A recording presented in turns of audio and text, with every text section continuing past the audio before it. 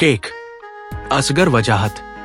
उन्होंने मेज पर एक जोरदार घूंसा मारा और मेज बहुत देर तक हिलती रही। मैं कहता हूं, जब तक एट ए टाइम 500 लोगों को गोली से नहीं उड़ा दिया जाएगा, हालात ठीक नहीं हो सकते। अपनी खासी स्पीकिंग पावर नष्ट करके वो हाफने लगे। फिर उन्होंने अपना ऊपरी होंठ निचले होंठ से दबाकर मुझे घूरना शुरू किया। वो अवश्य समझ गए थे कि मैं मुस्कुरा रहा हूं। फिर उन्होंने घूरना बंद कर दिया और अपनी प्लेट पर पिल पड़े। रोज ही रात को राजनीति पर बात होती है। दिन के 2 बजे से रात 8 बजे तक प्रूफ रीडिंग का घटिया काम करते करते वो काफी खिसिया उठते हैं। मैंने कहा, उन 500 लोगों में आप अपने को भी जोड़ रहे हैं। अपने को क्यों जोड़ूं? क्या मैं कुक पॉलिटिशियन हूं या स्मगलर हूं या करोड़ों की चोरबाजारी करता हूं? वो फिर मुझे घूरने लगे तो मैं हंस दिया। वो अपनी प्लेट की ओर देखने लगे। आप लोग तो किसी भी चीज को सीरियसली नहीं लेते हैं। खाने के बाद उन्होंने जूठी प्लेटें उठाई और किचन में चले गए। कुर्सी पर बैठे ही बैठे मिसेस डिसूजा ने कहा, डेविड, मेरे लिए पानी लेते आना। डेविड जग भरकर पानी ले आए। मिसेस डिसूजा को एक गिलास देने के बाद बोले, पी लीजिए मिस्टर, पी लीजिए। मेरे इनकार करने पर जलेकटे तरीके से चमके, थैंक्स टू गॉड। यहां दिन भर पानी तो मिल जाता है। अगर इंद्रपुरी में रहते तो पता चल जाता। खैर, आप नहीं पीते तो मैं ही पी लेता हूं। ये कहकर वो 3 गिलास पानी पी गए। खाने के बाद इसी मेज पर डेविड साहब काम शुरू कर देते हैं। आज भी वो प्रूफ का पुलिंदा खोलकर बैठ गए। उन्होंने मेज साफ की। मेज के पाए की जगह लगी ईंटों को हाथ से ठीक किया ताकि मेज हिल न सके। फिर टूटी कुर्सी पर बैठे बैठे अचानक अकड़ गए और नाक का चश्मा इस तरह फिट किया जैसे बंदूक में गोलियां भर ली हों। होंठ खास तरह से दबा लिए। प्रूफ पांडुलिपि से मिलाने लगे। गोलियां चलने लगी। इसी तरह डेविड साहब रात 12 बजे तक प्रूफ देखते रहते हैं। इसी बीच वे कम से कम 50 बार चश्मा उतारते और लगाते हैं। बंदूक में कुछ खराबी है। 5 साल पहले आंखें टेस्ट करवा रही थी और चश्मा खरीदा था। अब आंखें ज्यादा कमजोर हो चुकी है, परंतु चश्मे का नंबर नहीं बढ़ पाया है। हर महीने की 15 तारीख को वो अगले महीने आंखें टेस्ट करवा कर नया चश्मा खरीदने की बात करते हैं।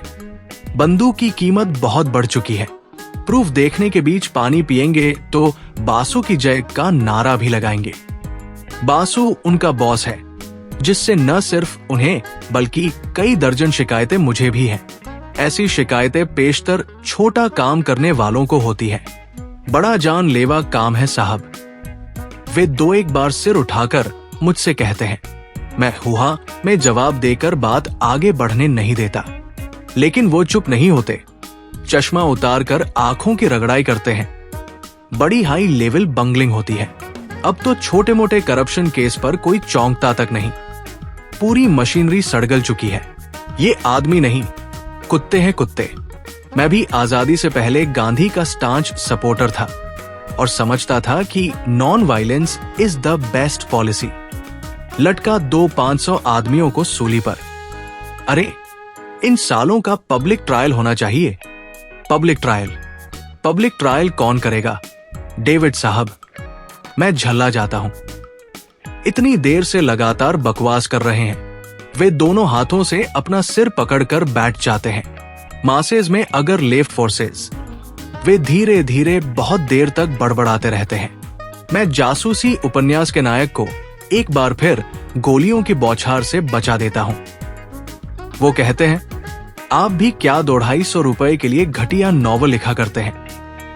मैं मुस्कुराकर उनके प्रूफ के पुलिंदे की तरफ देखता हूं और वो चुप हो जाते हैं, गंभीर हो जाते हैं। मैं सोचता हूं, ब्रदर, क्या हम तुम इसी तरह प्रूफ पढ़ते और जासूसी नॉवल लिखते रहेंगे? सोचो तो यार, दुनिया कितनी बड़ी है। ये हमें मालूम है कि कितनी अच्छी तरह से जिंदगी गुजारी जा सकती है, कितना आराम और सुख है, कितनी ब्यूटी है। परेशानी तो मेरे लिए है, डेविड साहब। आप तो बहुत से काम कर सकते हैं। मुर्गी खाना खोल सकते हैं, बेकरी लगा सकते हैं। वो आंखें बंद करके अविश्वास मिश्रित हंसी हंसने लगते हैं और कमरे की हर ठोस चीज से टकराकर उनकी हंसी उनके मुंह में वापस चली जाती है। अक्सर खाने के बाद वे ऐसी ही बात छेड़ देते हैं। काम में मन नहीं लगता और वक्त बोझ लगने लगता है। जी में आता है कि लोहे की बड़ी सी रॉड लेकर किसी फैशनेबल कॉलोनी में निकल जाऊं। डेविड साहब तो साथ चलने पर तैयार हो जाएंगे। वो फिर बोलने लगते हैं और उनके प्रिय शब्द bitch, cook, nonsense, bungling, public trial, exploitation, class struggle आदि बार बार सुनारी पड़ते हैं। बीच बीच में वो हिंदुस्तानी गालियां फराटे से बोलते हैं। अब क्या हो सकता है? 25 साल तक प्रूफरीडरी के बाद अब और क्या कर सकता हूं? सन 1948 में दिल्ली आया था। अरे साहब, डिफेंस कॉलोनी की जमीन 3 रुपए गज मेरे सामने बिकी है, जिसका दाम आज 400 रुपए है। निजामुद्दीन से ओखला तक जंगल था जंगल। कोई शरीफ आदमी रहने को तैयार ही नहीं होता था। अगर उस वक्त उतना पैसा नहीं था और आज सीनियर कैम्ब्रिज में मेरे साथ पॉटी पढ़ता था। अब अगर आप आज उसे देख ले तो मान ही नहीं सकते कि मैं उसका क्लास फेलो और दोस्त था। गोरा चिट्टा रंग, एक क्लास सेहत, एक जीप, एम्बेसडर और एक ट्रैक्टर है उसके पास। मिर्जापुर के पास फार्मिंग करवाता है। उस जमाने में 10 रुपए बीघा जमीन खरीदी थी उसने। मुझसे बहुत कहा था कि तुम भी ले लो डेविड भाई, 400-500 बीघा। बिल्कुल उसी के फार्म के सामने 500 बीघे का प्लाट था। ए क्लास फर्टाइल जमीन। लेकिन उस जमाने में मैं कुछ और था। वो खिसियानी हंसी हंसे। आज उसकी आमदनी 3 लाख रुपए साल है। अपनी डेयरी, अपना मुर्गी खाना ठाठ है, साब ठाठ। डेविड साहब खुश हो गए जैसे वो सब उन्हीं का हो। प्रूफ के पुलिंदे को उठाकर एक कोने में रखते हुए बोले, मेरी तो किस्मत में इन शानदार कमरे में मिसेस डिसूजा का किराएदार होना लिखा था। मिसेस डिसूजा को 50 रुपए दो, कमरा मिल जाएगा। 25 रुपए और 2 तो सुबह नाश्ता मिल जाएगा और 30 रुपए 2 रात का खाना, जिसे मिसेस डिसूजा अंग्रेजी खाना कहती हैं, मिल जाएगा।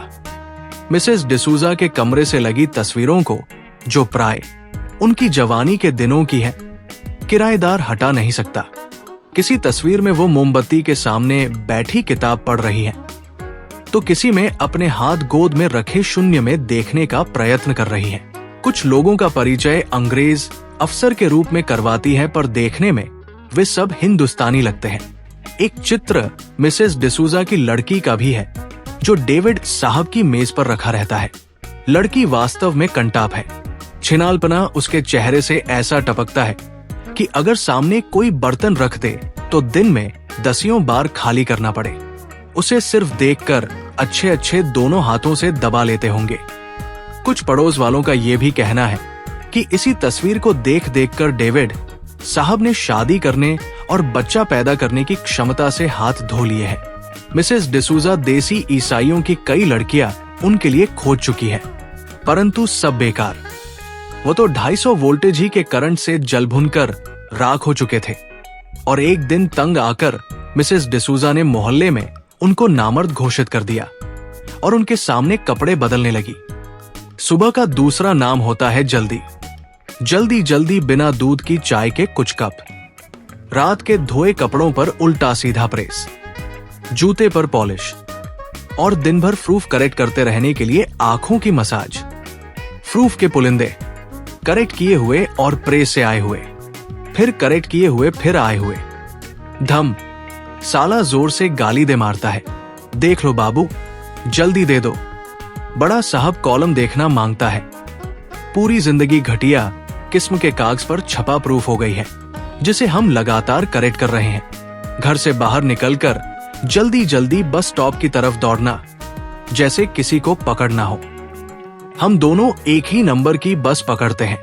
रास्ते में डेविड साहब मुझसे रोज एक सी बातें करते हैं कि हरी सब्जियों से क्या फायदा है, किस सब्जी में कितना स्टार्च होता है। अंडे और मुर्गे खाते रहो तो 80 साल की उम्र में भी लड़का पैदा कर सकते हो। बकरी और भैंस के गोश्त का सूक्ष्म अंतर उन्हें अच्छी तरह मालूम है। अंग्रेजी खाने के बारे में उनकी जानकारी अथाह है। केक में कितना मैदा होना चाहिए, कितने अंडे डाले जाए, मेवा और जेली को कैसे मिलाया जाए, दूध कितना फेंटा जाए, केक की सिकाई के बारे में उनकी अलग धारणाएं हैं। क्रीम लगाने और केक को सजाने के उनके पास सैकड़ों फार्मूले हैं जिन्हें अब हिंदुस्तान में कोई नहीं जानता। कभी कभी कहते हैं, ये साले धोती बांधने वाले खाना खाना क्या जाने। ढेर सारी सब्जी ले ली, तेल में डाली और खा गए बस। खाना पकाना और खाना मुसलमान जानते हैं या अंग्रेज? अंग्रेज तो चले गए, साले मुसलमानों के पास अब भैंसे का गोश्त खा खा कर अकल मोटी करने के सिवा कोई चारा नहीं है। भैंसे का गोश्त खाओ, भैंसे की तरह अकल मोटी हो जाएगी और फिर भैंसे की तरह ही कोल्हू में पिले रहो। रात घर आकर बीवी पर भैंसे की तरह पिल पड़ो। आज फिर घूम फिर कर वो अपने विषय पर आ गए। नाश्ता तो हैवी होना ही चाहिए। मैंने हामी भरी। इस बात से कोई उल्लू का पट्टा ही इनकार कर सकता है। हैवी और एनर्जेटिक। चलते चलते वो अचानक रुक गए। एक नए बनते हुए मकान को देखकर बोले, किसी ब्लैक मार्केटियर का मालूम होता है। फिर उन्होंने अकड़कर जेब से चश्मा निकाला, आंखों पर फिट करके मकान की ओर देखा। फायर हुआ जोरदार धमाके के साथ और सारा मकान अड़ड़ धड़ाम करके गिर गया। बस एक गिलास दूध, 4 टोस्ट और मक्खन, पॉरेज और 2 अंडे। उन्होंने एक लंबी सांस खींची, जैसे गुब्बारे में से हवा निकल गई हो। नहीं, मैं आपसे एग्री नहीं करता। फ्रूट जूस बहुत जरूरी है। बिना फ्रूट जूस? वो बोले, नहीं, अगर दूध हो तो उसकी जरूरत नहीं है। पराठे और अंडे का नाश्ता कैसा रहेगा? वेरी गुड, लेकिन पराठे हल्के और नरम हो। और अगर नाश्ते में केक हो? वो सपाट और फीकी हंसी हंसे। कई साल हुए मेरे दिल्ली आने के आसपास। डेविड साहब ने अपनी बर्थडे पर केक बनवाया था। पहले पूरा बजट तैयार कर लिया गया था। सब खर्च जोड़कर कुल 70 रुपए होते थे। पहली तारीख को डेविड साहब मैदा, शक्कर और मेवा लेने खारी बावली गए थे। सारा सामान घर में फिर से तौला गया था। फिर अच्छे बेकर का पता लगाया गया था। डेविड साहब के कई दोस्तों ने दरियागंज के एक बेकर की तारीफ की तो वो उससे एक दिन बात करने गए, बिल्कुल उसी तरह जैसे 2 देशों के प्रधानमंत्री गंभीर समस्याओं पर बातचीत करते हैं। डेविड साहब ने उसके सामने एक ऐसा प्रश्न रख दिया कि वो लाजवाब हो गया। अगर तुमने सारा सामान केक में न डाला और कुछ बचा लिया तो मुझे कैसे पता चलेगा? इस समस्या का समाधान भी उन्होंने खुद खोज लिया। कोई ऐसा आदमी मिले जो बेकर के पास उस समय तक बैठा रहे जब तक कि केक बनकर तैयार न हो जाए। डेविड साहब को मिसेस डिसूजा ने इस काम के लिए अपने आप को कई बार ऑफर किया, मगर वास्तव में डेविड साहब को मिसेस डिसूजा पर भी एतबार नहीं था। हो सकता है बेकर और मिसेस डिसूजा मिलकर डेविड साहब को चोट दे दे। जब पूरी दिल्ली में मोदबर आदमी नहीं मिला तो डेविड साहब ने एक दिन की छुट्टी ली। मैंने इस काम में कोई रुचि नहीं दिखाई थी, इसलिए उन दिनों मुझसे नाराज थे और पीठ पीछे उन्होंने मिसेस डिसूजा से कई बार कहा कि जानता ही नहीं केक क्या होता है। मैं जानता था कि केक बन जाने के बाद किसी भी रात को खाने के बाद मुर्गी खाना खोलने वाली बात करके डेविड साहब को खुश किया जा सकता है या उनके दोस्त के बारे में बात करके उन्हें उत्साहित किया जा सकता है जिसका मिर्जापुर के पास बड़ा फार्म है और वो वहां कैसे रहता है। केक बर्थडे से एक दिन पहले आ गया था। अब उसे रखने की समस्या थी। मिसेस डिसूजा के घर में चूहे जरूरत से ज्यादा है। इस आड़े वक्त में मैंने उनकी मदद की। अपने टीन के बक्स में से कपड़े निकालकर तौलिए में लपेटकर मेज पर रख दिए और बक्स में केक रख दिया गया। हम सबको उस केक के बारे में बातचीत कर लेना बहुत अच्छा लगता है। डेविड साहब तो उसे अपना सबसे बड़ा अचीवमेंट मानते हैं और मैं अपने बक्स को खाली कर देना कोई छोटा कारनामा नहीं समझता। उसके बाद से लेकर अब तक केक बनवाने के कई प्रोग्राम बन चुके हैं। अब डेविड साहब की शर्त यह होती है कि सब शेयर करें। ज्यादा मूड में आते हैं तो आधा खर्च उठाने के लिए तैयार हो जाते हैं। उन्हीं के अनुसार बचपन से उन्हें 2 चीजें पसंद रही है, जॉली और केक। जॉली की शादी किसी कैप्टन से हो गई तो वो धीरे धीरे उसे भूलते गए, पर केक अब भी पसंद है। केक के साथ कौन शादी कर सकता है? लेकिन खारी बावली के कई चक्कर लगाने पर उन्होंने महसूस किया कि केक की भी शादी हो सकती है, फिर भी पसंद करना बंद ना कर सके। दफ्तर से लौटकर आया तो सारा बदन इस तरह दर्द कर रहा था जैसे बुरी तरह से मारा गया हो। बाहरी दरवाजा खोलने के लिए मिसेस डिसूजा आई। वो शायद किचन में अपने खटोले पर सो रही थी। अंदर आंगन में उनके गुप्त वस्त्र सूख रहे थे। गुप्त वस्त्र शब्द सोचकर हंसी आई। कोई अंग गुप्त ही कहाँ रह गया है। डीटीसी की बसों में चढ़ते उतरते गुप्त अंगों के भूगोल का अच्छा खासा ज्ञान हो गया है। उनकी गर्माहट, चिकनाई, खुरदरेपन, गंदेपन और लुभावनेपन के बारे में अच्छी जानकारी है। आज जल्दी चले आए। मिसेस डिसूजा गुप्त वस्त्र उतारने लगी। चाय पियोगे? मैंने अभी तक नहीं पी है। हाँ जरूर। सोचा अगर साली ने पीली होती तो कभी न पूछती। कमरे के अंदर चला आया। पत्थर की छत के नीचे खाने की मेज है जिसके एक पाए की जगह ईंटें लगी है। दूसरे पायों को टीन की पट्टियों से जकड़ कर कीले ठोंक दी गई है। रस्सी, टीन, लोहा, तार और ईंटों के सहारे खड़ी मेज पहली नजर में आदिकालीन मशीन सी लगती है। मेज के ऊपर मिसेस डिसूजा की सिलाई मशीन रखी है। खाना खाते समय मशीन को उठाकर मेज के नीचे रख दिया जाता है। खाने के बाद मशीन फिर मेज पर आ जाती है। रात में डेविड साहब इसी मेज पर बैठकर प्रूफ देखते हैं, कई गिलास पानी पीते हैं और एक बजते बजते उठते हैं तो कमरा अकेला हो जाता है। मैं कमरे में रखी सिलाई मशीन या मेज की तरह कमरे का एक हिस्सा बन जाता हूं। ये लोटी ग्रीन लेबल है। मिसेस डिसूजा ने चाय की प्याली थमा दी। वो खानों के नाम अंग्रेजी में लेती है। रोटी को ब्रेड कहती है। दाल को पता नहीं क्यों उन्होंने सूप कहना शुरू कर दिया है। तरकारी को बॉइल्ड वेजिटेबल्स कहती है। करेलों को हॉट डिश कहती है।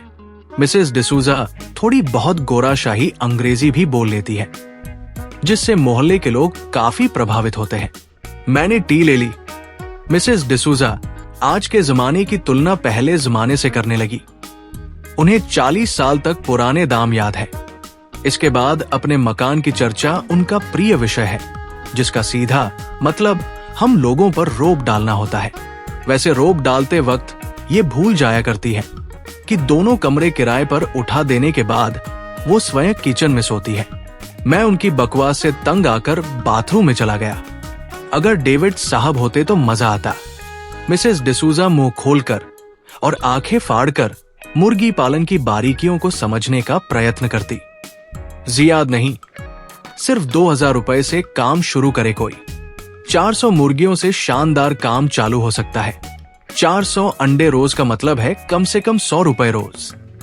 एक महीने में 3000 रुपए और एक साल में 36,000 रुपए। मैं तो आंटी लाइफ में कभी न कभी जरूर करूंगा कारोबार। फायदा? मैं कहता हूं 4 साल में लखपति। फिर अंडे, मुर्गी खाने का आराम अलग। रोज एक मुर्गी काटिए, 20 अंडों की पुडिंग बनाइए, तब ये मकान आप छोड़ दीजिएगा। आंटी, ये भी कोई आदमियों के रहने लायक मकान है। फिर तो महारानी बाग या बसंत विहार में कोठी बनवाइएगा। एक गाड़ी ले लीजिएगा। तब थोड़ी देर के लिए वे दोनों बसंत विहार पहुंच जाया करते। बड़ी सी कोठी के फाटक की दाहिनी तरफ पीतल की चमचमाती हुई प्लेट पर एरिक डेविड और मिसेस जे डिसूजा के अक्षर इस तरह चमकते जैसे छोटा मोटा सूरज। मैं लौटकर आया तो डेविड साहब आ चुके थे। कपड़े बदलकर आंगन में बैठे वो बासु को थोक में गालियां दे रहे थे। ये साला बासु इस लायक है कि इसका पब्लिक ट्रायल किया जाए। उनकी आंखों में नफरत और उकताहट थी। चश्मा थोड़ा नीचे खिसक गया था। उन्होंने अपनी गर्दन अकड़ाकर चश्मा चेहरे पर फिट किया। मैंने तिलक ब्रिज के सामने एक पेड़ की बड़ी सी डाल पर रस्से के सहारे बासु की लाश को झूलते हुए देखा। लहरें मारती भीड़ था भीड़। और कुछ ही क्षण बाद डेविड साहब को एक नन्हे से मुर्गी खाने में बंद पाया। चारों ओर जालियां लगी हुई है और उसके अंदर 200 मुर्गियों के साथ डेविड साहब दाना चुग रहे हैं, गर्दन डालकर पानी पी रहे हैं और अंडे दे रहे हैं। अंडों के एक ढेर पर बैठे हैं। मुर्गी खाने की जालियों से बाहर बसंत विहार साफ दिखाई पड़ रहा है। मैंने कहा, आप क्यों परेशान हैं डेविड साहब? छोड़िए साली नौकरी को, एक मुर्गी खाना खोल लीजिए, फिर बसंत विहार में मकान। नहीं नहीं, मैं बसंत विहार में मकान नहीं बनवा सकता, वहां तो बासु का मकान बन रहा है। भाई साहब, ये तो दावा है कि इस देश में बगैर 400 BC किए कोई आदमी की तरह नहीं रह सकता। आदमियों की तरह रहने के लिए आपको ब्लैक मार्केटिंग करनी पड़ेगी, लोगों को एक्सप्लॉइट करना पड़ेगा। अब आप सोचिए, मैं किसी साले से कम काम करता हूं, रोज 8 घंटे ड्यूटी और 2 घंटे बस के इंतजार में। तुम बहुत गाली बकते हो। मिसेस डिसूजा बोली। फिर क्या करूं आंटी? गाली न बकूं तो क्या ईशु से प्रार्थना करूं, जिसने कम से कम मेरे साथ बड़ा जोक किया है। छोड़िए यार डेविड साहब, कुछ और बात कीजिए। कहीं प्रूफ का काम ज्यादा तो नहीं मिला। ठीक है, छोड़िए। दिल्ली में अभी 3 साल हुए हैं ना, कुछ जवानी भी है। अभी शायद आपने दिल्ली की चमक दमक भी नहीं देखी। क्या हमारा कुछ भी हिस्सा नहीं है उसमें? कनॉट प्लेस में बहते हुए पैसे को देखा है कभी? वो हाथ चला चलाकर पैसे के बहाव के बारे में बताने लगे। लाखों करोड़ों रुपए लोग उड़ा रहे हैं, औरतों के जिस्मों पर से बहता पैसा कारों की शक्ल में तैरता हुआ। वो उत्तेजित हो गए और उन्होंने जेब से चश्मा निकाला, गर्दन अकड़ारी और चश्मा आंखों पर फिट कर लिया। मुझे उकताहट होने लगी, तबीयत घबराने लगी, जैसे उम्र एकदम बैठ गई हो। सांस लेने में तकलीफ होने लगी। लोहे का सलाखोंदार कमरा मुर्गी खाना लगने लगा, जिसमें सख्त बदबू भर गई हो। मिसेस डिसूजा कई बार भविष्यवाणी कर चुकी है कि डेविड साहब एक दिन हम लोगों को अरेस्ट करवाएंगे, और डेविड साहब कहते हैं कि मैं उस दिन का वेलकम करूंगा। गुस्से में लगातार होंठ दबाए रहने के कारण उनका निचला होंठ काफी मोटा हो गया है। चेहरे पर 3 लकीरें पड़ जाती हैं। बचपन में सुना करते थे कि माथे पर 3 लकीरें पड़ने वाला राजा होता है। कुछ ही देर में वो काफी शांत हो चुके थे। खाने की मेज पर उन्होंने बासु की जय का नारा लगाया और 2 गिलास पानी पी गए।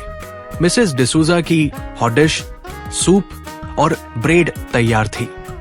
करेले की सब्जी पकाना भी आर्ट है साहब। डेविड साहब ने जोर जोर से मुंह चलाया। 3 डिश के बराबर एक डिश है। मिसेस डिसूजा ने एहसान लादा।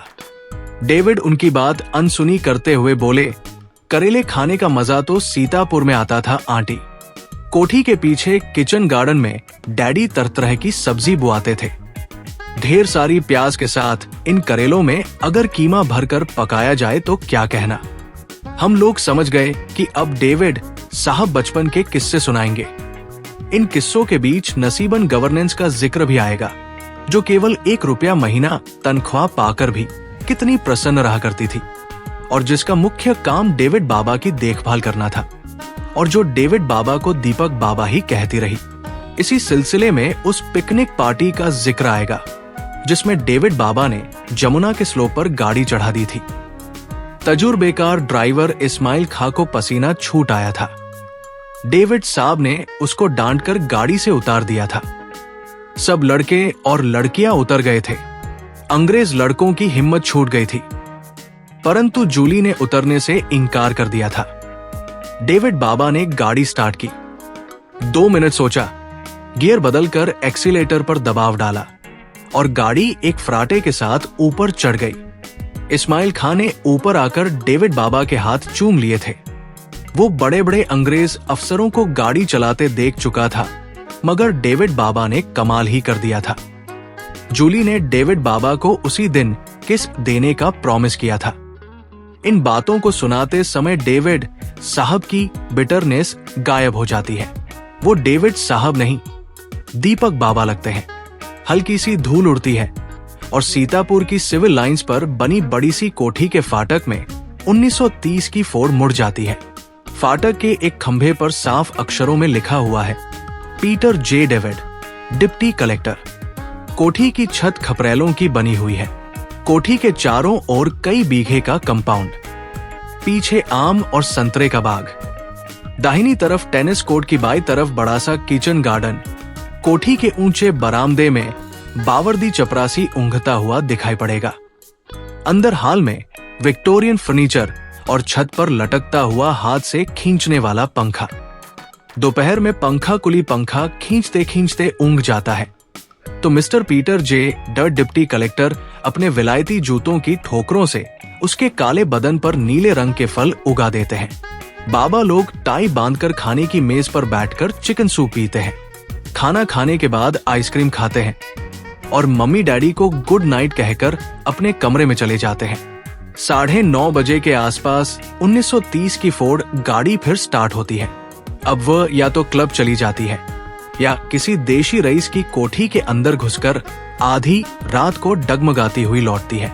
मिसेस डिसूजा के मकान की छत के ऊपर से दिल्ली की रोशनियां दिखाई पड़ती है।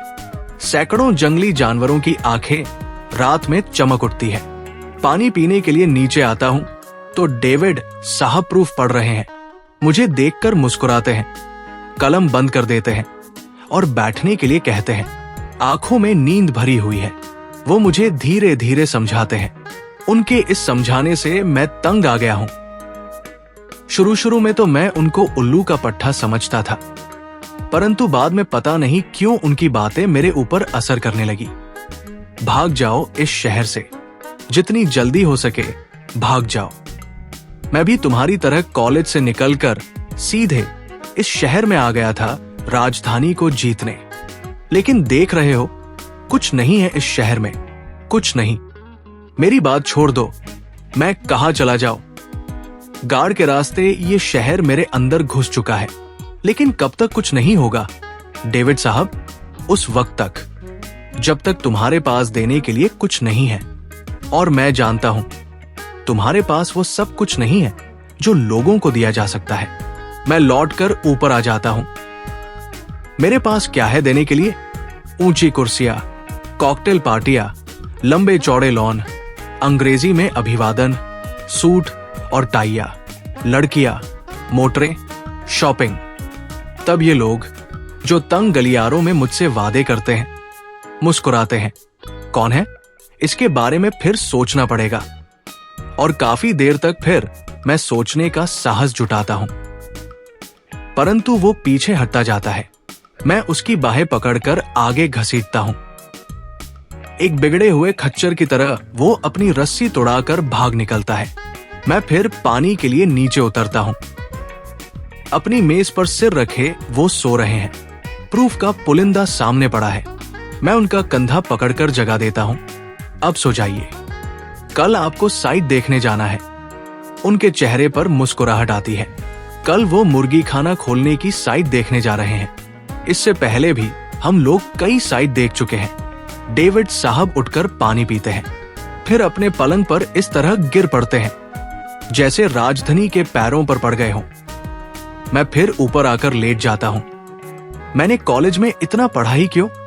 इतना और उतना की बात नहीं है। मुझे कॉलेज में पढ़ना ही नहीं चाहिए था। और अब 2 साल तक 250 रुपए की नौकरी करते हुए क्या किया जा सकता है? मैं क्यों मुस्कुराता और क्यों शांत रहा? 2 साल से दोपहर का खाना गोल करते रहने के पीछे क्या था? नीचे से भैंस के हगने की आवाज आती है। एक परिचित गंध फैल जाती है, उस अर्ध परिचित कस्बे की गंध जिसे मैं अपना घर समझता हूं, जहां मुझे बहुत ही कम लोग जानते हैं। उस छोटे से स्टेशन पर यदि मैं उतरूं तो गाड़ी चली जाने के बाद कई लोग मुझे दूर कर देखेंगे और इक्का इक्के वाले भी मुझसे बात करते डरेंगे। उनका डर दूर करने के लिए मुझे अपना परिचय देना पड़ेगा, अर्थात अपने पिता का परिचय देना पड़ेगा। तब उनके चेहरे पर मुस्कुराहट आएगी और वे मुझे इक्के पर बैठने के लिए कहेंगे। 10 मिनट इक्का चलता रहेगा तो सारी बस्ती समाप्त हो जाएगी। उस पार खेत है, जिनका सीधा मतलब है उस पार गरीबी है। वे गरीबी के अभ्यस्त हैं। पुलिस उनके लिए सर्वशक्तिमान है और अपनी हर होशियारी में वे काफी मूर्ख हैं। ऊपर आसमान में पालम की ओर जाने वाले हवाई जहाज की संयत आवाज सुनाई पड़ती है। नीचे सड़क पर बालू वाले ट्रक गुजर रहे हैं। लदी हुई बालू के ऊपर मजदूर सो रहे हैं, जो कभी कभी किसान बन जाने का स्वप्न देख लेते हैं। अपने गांव की बात करते हैं। अपने खेतों की बात करते हैं जो कभी उनके थे। ट्रक तेजी से चलता हुआ ओखला मोड़ से मथुरा रोड पर मुड़ जाएगा।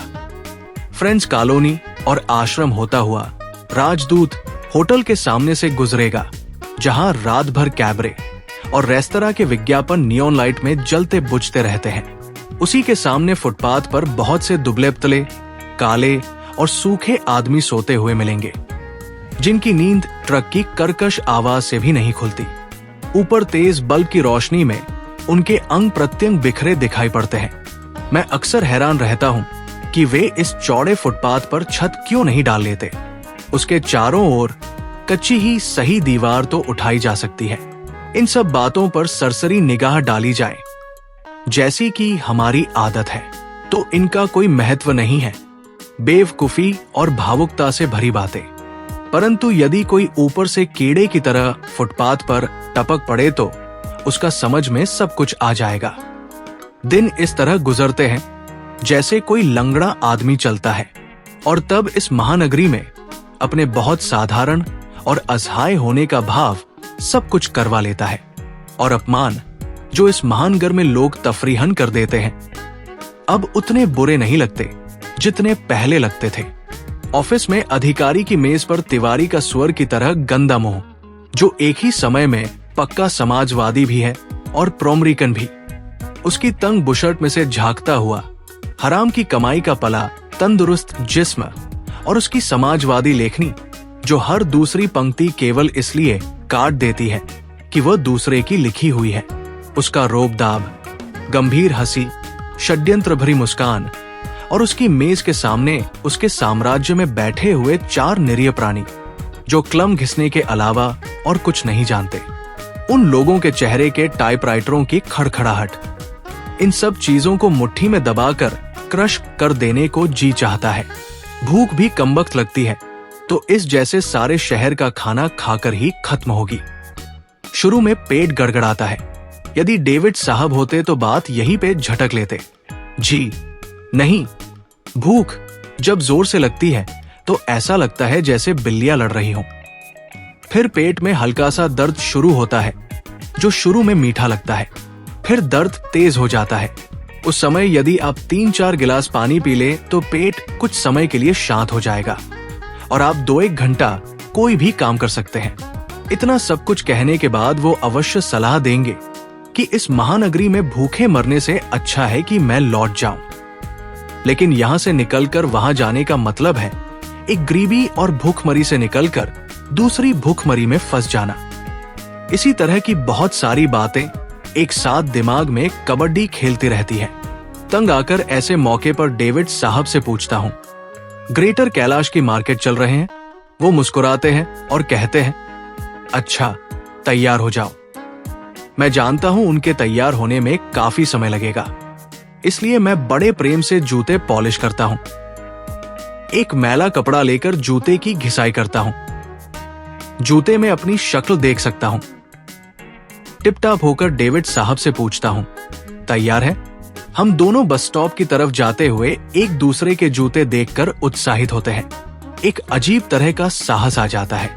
ग्रेटर कैलाश की मार्केट की हर दुकान का नाम हमें ज़बानी याद है। बस से उतरकर हम पेशाब खाने में जाकर अपने बाल ठीक करते हैं। वो मेरी ओर देखते हैं। 2 जोड़ा चमचमाते जूते बरामदे में घूमते हैं। मैं फर्नीचर की दुकान के सामने रुक जाता हूं। थोड़ी देर तक देखता रहता हूं। डेविड साहब अंदर चलने के लिए कहते हैं और मैं सारा साहस बटोरकर अंदर घुस जाता हूं। यहां के लोग बड़े सभ्य हैं। एक वाक्य में 2 बार सर बोलते हैं। चमकदार जूते दुकान के अंदर टहलते हैं। डेविड साहब यहां कमाल की अंग्रेजी बोलते हैं, कंधे उचकाकर और आंखें निकालकर। चीजों को इस प्रकार देखते हैं जैसे वे काफी घटिया हों। मैं ऐसे मौकों पर उनसे प्रभावित होकर उन्हीं की तरह बिहेव करने की कोशिश करता हूं। कन्फेक्शनरी की दुकान के सामने वो बहुत देर तक रुकते हैं। शो विंडो में सब कुछ सजा हुआ है। पहली बार में भ्रम हो सकता है कि सारा सामान दिखावटी है, मिट्टी का, परंतु निश्चय ही ऐसा नहीं है। जल्दी चलिए। साला देखकर मुस्कुरा रहा है। कौन? डेविड साहब पूछते हैं। मैं आंख से दुकान के अंदर इशारा करता हूं और वो अचानक दुकान के अंदर घुस जाते हैं। मैं हिचकिचाहट के साथ बरामदे में आगे बढ़ जाता हूं। पकड़े गए बेटा। बड़े लाट साहब की औलाद बने फिरते हैं। उनकी जेब में 10 पैसे का बस का टिकट और कुल 60 पैसे निकलते हैं। सारे लोग हंस रहे हैं। डेविड साहब ने चमचमाता जूता उतारकर हाथ में पकड़ा और दुकान से भागे। मैं साहस करके दुकान के अंदर जाता हूं। डेविड साहब दुकानदार से बहुत फराटेदार अंग्रेजी बोल रहे हैं और वो बेचारा घबरा रहा है। मैं खुश होता हूं। ले साले, कर दिया न डेविड साहब ने डंडा। बड़ा मुस्कुरा रहे थे। डेविड साहब अंग्रेजी में उससे ऐसा केक मांग रहे हैं जिसका नाम उसके बाप, दादा, परदादा ने भी कभी न सुना होगा। बाहर निकलकर डेविड साहब ने मेरे कंधे पर हाथ रख दिया। रोज की तरह खाने की मेज पर यहां से वहां तक विलायती खाने सजे हुए हैं। मिसेस डिसूजा का मूड कुछ ऑफ है। कारण केवल इतना है कि मैं इस महीने की पहली तारीख को पैसा नहीं दे पाया हूं। एक आध दिन मुंह फूला रहेगा, फिर वे महंगाई के किस्से सुनाने लगेंगी। चीजों की बढ़ती कीमतें सुनते हम लोग तंग आ जाएंगे। बात करने के लिए कुछ जरूरी था और चुप टूटती नहीं लग रही थी, तो मिसेस डिसूजा ने पूछा, आज तुम डिफेंस कॉलोनी जाने वाले थे? नहीं जा सकता, डेविड साहब ने मुंह उठाकर कहा। अब तुम्हारा सामान कैसे आएगा? मिसेस डिसूजा बड़बड़ाई। बेचारी कैथी ने कितनी मोहब्बत से भेजा है, मोहब्बत से भिजवाया है। आंटी? डेविड साहब चौंके। आंटी? उसका हस्बैंड 2000 रुपए कमाता है। कैथी एक दिन बाजार गई होगी, 125 रुपए की एक घड़ी और 2 कमीजें खरीद ली होंगी और डीनू के हाथ दिल्ली भिजवा दी। इसमें मोहब्बत कहां से आ गई? मगर तुम उन्हें जाकर ले तो जाओ। डीनू उस सामान को यहां ला सकता है। डीनू का डिफेंस कॉलोनी में अपना मकान है, कार है। डेविड साहब का बचपन का दोस्त है। वो उस शिकार पार्टी में भी था जिसमें हाथी पर बैठकर डेविड साहब ने फ्लाइंग शॉट में 4 गाजें गिरा दी थी। डिफेंस कॉलोनी से यहां आना दूर पड़ेगा और वो बिजी आदमी है। मैं बिजी प्रूफरीडर नहीं हूं। वो हंसे। और वो तो अपनी कार से आ सकता है, जबकि मुझे 2 बसें बदलनी पड़ेंगी। वो दाल चावल इस तरह खा रहे थे जैसे केक की याद में हस्तमैथुन कर रहे हों। जैसी तुम्हारी मर्जी। खाना खत्म होने पर कुछ देर के लिए महफिल जम गई। मिसेस डिसूजा पता नहीं कहां से उस बड़े जमींदार का जिक्र ले बैठीं, जो जवानी के दिनों में उन पर दिलो जान से आशिक था और उनके अवकाश प्राप्त कर लेने के बाद भी एक दिन पता लगाता हुआ दिल्ली के उनके घर आया था। वो पहला दिन था जब इस मकान के सामने सेकेंड हैंड एम्बेसडर खड़ी हुई थी और डेविड साहब को किचन में सोना पड़ा था। उस जमींदार का जिक्र डेविड साहब को बड़ा भाता है। मैं तो फौरन उस जमींदार की जगह अपने आप को फिट करके स्थिति का पूरा मजा उठाने लगता हूं। कुछ देर बाद इधर उधर घूम घाम कर बात फिर खानों पर आ गई। डेविड साहब सेमवई पकाने की तरकीब बताने लगे। फिर सबने अपने अपने प्रिय खानों के बारे में बात की। सबसे ज्यादा डेविड साहब बोले। खाने की बात समाप्त हुई तो मैंने धीरे से कहा, यार डेविड साहब, इस गांव में कोई लड़की ऐसी नजर पड़ जाती है कि पांव कांपने लगते हैं। कैसी थी मुझे बताओ? छिद्दू की बहू होगी या? बस डेविड, तुम लड़कियों की बात न किया करो। मैंने कितनी खूबसूरत लड़की से तुम्हारा इंगेजमेंट तय किया था। क्या खूबसूरती की बात करती हैं आंटी? अगर जूली को आपने देखा होता। जूली? खैर, उसको तो मैंने नहीं देखा। तुमने अगर मेरी लड़की को देखा होता। उनकी आंखें डबडबा आई, मगर वो हाजी उसे। कुछ देर बाद बोली, अगर वो होती तो ये दिन न देखना पड़ता। मैं उसकी शादी किसी मिलिट्री अफसर से कर देती। उससे तो कोई भी शादी कर सकता था। मैं शादी कैसे कर लूं आंटी? 275 रुपए 21 पैसे से एक पेट नहीं भरता। एक और लड़की की जान लेने से क्या फायदा? मेरी जिंदगी तो गुजर ही जाएगी।